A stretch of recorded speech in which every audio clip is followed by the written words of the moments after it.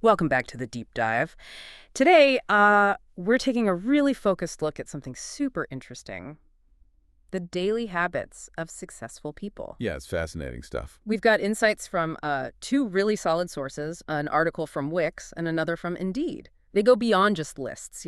Right, they dig into the actual routines, the mindsets behind achievement. Exactly. And our goal, well, it's to unpack some genuine nuggets of wisdom for you. And what's really striking when you look at these sources is um, how consistent some patterns are. Doesn't matter the field, really. Mm-hmm. So our mission in this deep dive is to pull out the most impactful bits, help you see not just what they do, but why it actually matters for your goals. Yeah, give you some actionable stuff wherever you're starting from. Exactly, actionable insights. Okay, so let's start with the basics. What even is a habit, according to these sources? Well, they define it as a consistent practice, something that once you nail it down, it's almost automatic, hard to give up. Right. And the kicker is these small daily things can, profoundly change your life. Success, mood, health, the whole package. It really underscores the power of those micro actions, doesn't it? It does. And the why is key. Habits aren't just actions, they become ingrained. They sort of propel you towards your goals, sometimes even past them. Like that John C. Maxwell quote they mentioned. Oh yeah, that was powerful. You'll never change your life until you change something you do daily. The secret of your success is found in your daily routine. Wow. It really puts the focus on consistency, doesn't it? Absolutely.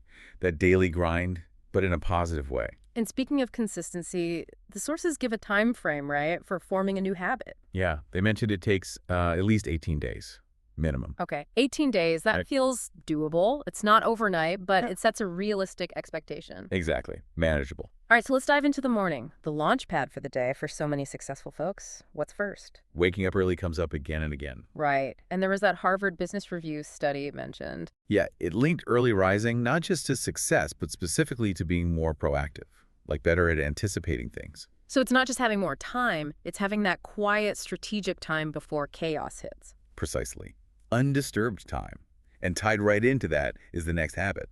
Let me guess, something about phones. You got it. The brief digital detox. Yeah. Waiting like 30 minutes after waking before grabbing the phone. Oof, that's a tough one for many, I bet, myself included sometimes. Oh, definitely. But the idea is to ease into the day, choose your feelings, Yeah. not get slammed immediately with emails or FOMO. Right, protecting that initial focus. Okay, so phones down.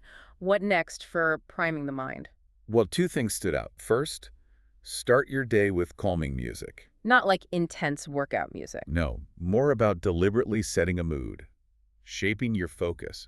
Music can actually shift brainwaves. Interesting. And the other? Meditation. And the stress, it's not some, mystical thing. It's training your attention. Just observing thoughts. Yeah, stepping back from the mental clutter. Even 10, 15 minutes can make a huge difference. Calmer, clearer mind for the day. Building that mental sanctuary first thing. Makes sense. What about the physical side? Getting the body going. Right. Then comes the physical fuel. First, have a morning workout routine. Doesn't have to be intense, right? Stretching counts. Totally. Stretching, cardio, whatever works. It wakes up the muscles in the brain, boosts cognitive function, might even let you skip the coffee. Maybe. And then the obvious follow-up. Eat a healthy breakfast. But it's how they approach it. It's strategic fueling.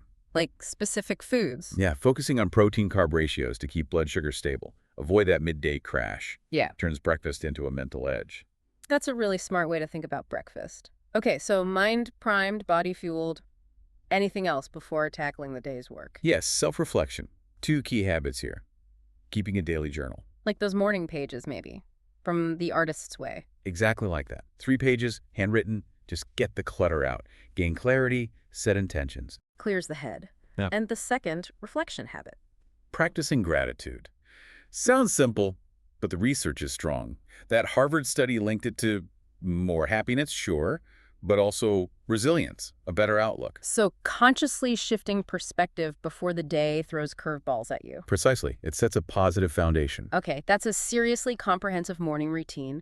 So once they're primed, how do successful people manage their actual work and productivity? It's not just about working nonstop, right? Definitely not. It's about smart work, intentional work. Mhm. One big strategy. Choose 3 goals to prioritize daily. just 3 out of everything. Yeah, it reframes that endless to-do list. Focus on the high-impact stuff first. It forces you to be strategic with your energy. And means saying no sometimes or delegating. Exactly. Discipline, which ties into managing their time. You found something interesting about calendars. I did. This idea of blocking out fake meetings. What's that about? It's not about ditching real meetings. It's about proactively scheduling focused work time. Like literally blocking it on your calendar so others can't book you. Ah, so you guarantee time for deep work, not just email and meetings. Clever. Very. Guards your most productive hours. And it's not just time, but space too, right? The physical environment matters. Absolutely. Keeping your space organized and clean. It's more than just looking nice. A clean space, a clean mind. Sort of, but deeper. The sources suggest it reduces decision fatigue. Less clutter means less mental energy wasted on small organizational stuff. Frees up brain power for big thinking. Wow. Engineering your environment to save mental energy. I like that. Even small things like doing the dishes daily. Yeah, or wiping your keyboard. Those little routines add up. Plus, maybe a weekly deep clean. Consistency is the key. Okay, so managing tasks, time, and space. What about the mindset, this idea of continuous growth? Oh, huge. Central to long-term success. It starts with reading up on your industry actively. Like Google Alerts, newsletters. Yeah, staying agile, anticipating shifts. It's not just knowing what's happening now, but what might be next. Taking the pulse. Being proactive about knowledge. And how does that feed into their development? Directly. They prioritize professional development. They don't wait for training. They seek it out. Seminars, courses, new skills. It's about future-proofing themselves.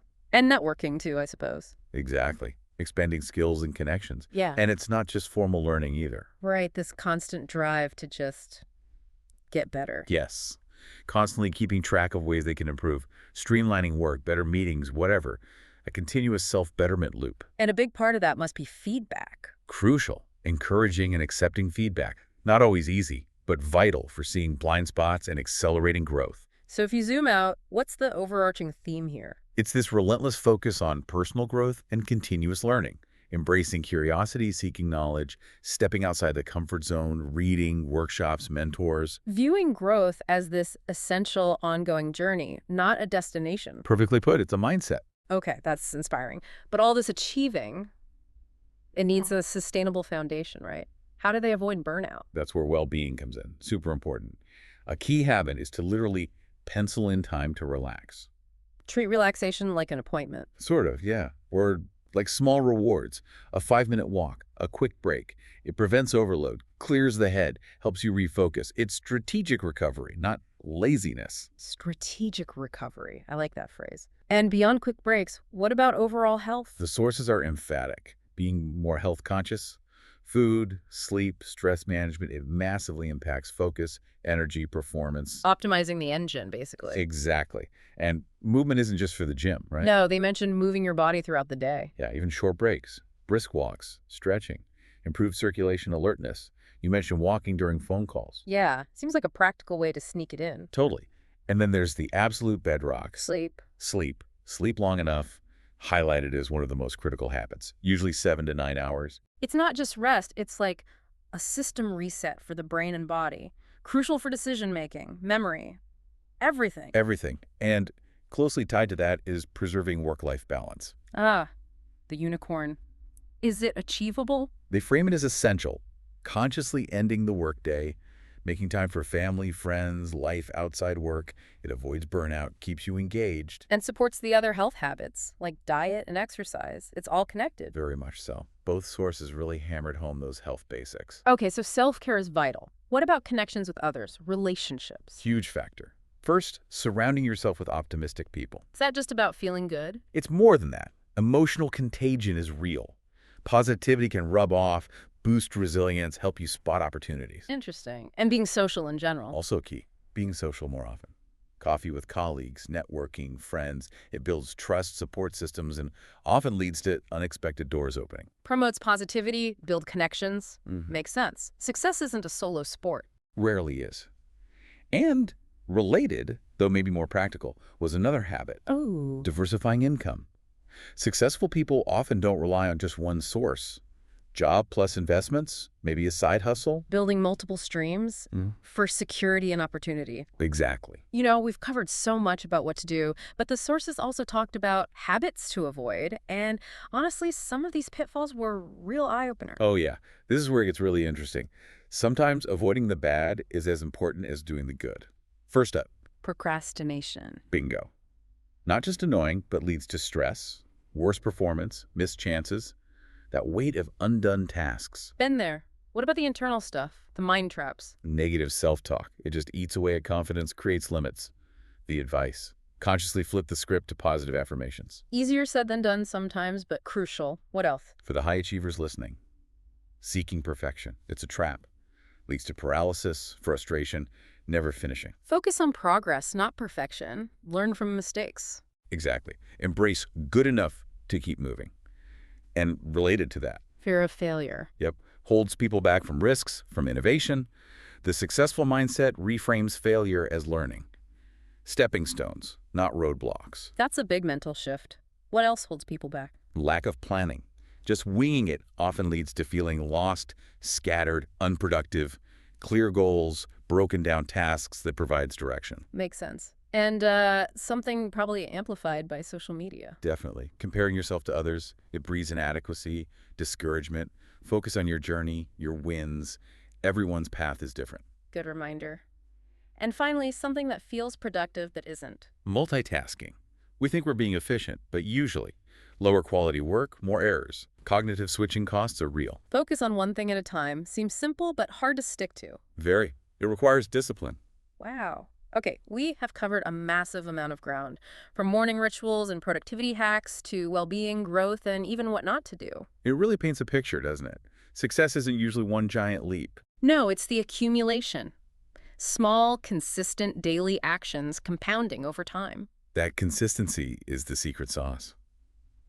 Which brings us to a final thought for you, listening in. Yeah. Reflect on all these habits we've discussed, the good, the bad. Mm. If you had to pick just one habit, either one to start or one to stop that you think would have the biggest immediate impact on your life, what would it be?